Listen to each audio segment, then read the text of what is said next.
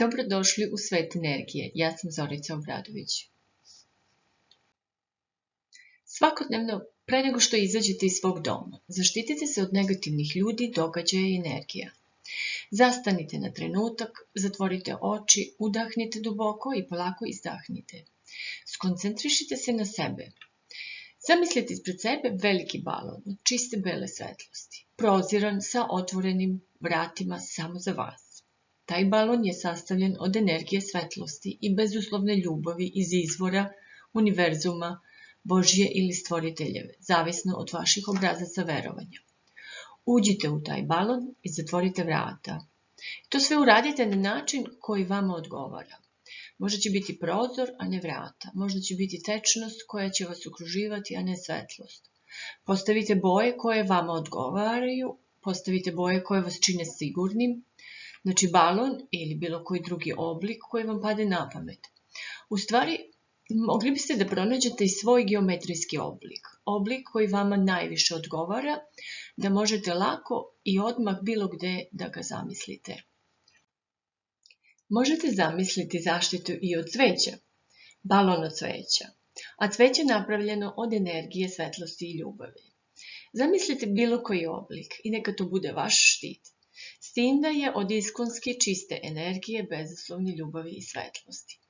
Navedite da želite da ovaj štit ostane sa vama do kraja dana, recimo. Štit je neprobojan i zapamtite, ne može do vas ništa da dopre osim energije, svetlosti i ljubavi. Zatražite i pomoć u tom procesu od svojih anđela, duhovnih vodiča, predaka, arhanđela, Boga, izvora ili stvoritelja. Prilagodite tako da odgovara vašim obrascima verovanja. Tom prilikom budite jasni šta tražite i od koga. Na primjer, nemojte samo reći ja bih molila za pomoć i tu stanete. Onda niko ne shvata šta vi hoćete i od koga tražite. To jest, zakoni univerzuma ne dozvoljavaju da se iko umeša ako nije pozvan. I ne može vam niko dati nešto što vi niste tražili. U stvari, oni ne mogu da reaguju ako im mi ne dozvolimo.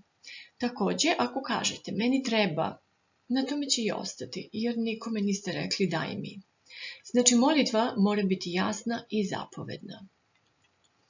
Ako želite, koristite reči molim te, pa i dodajte uz prethodne reči.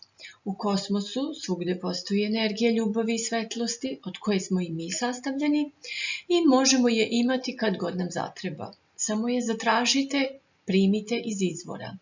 Verujte u to i budite sigurni da ste zaštićeni.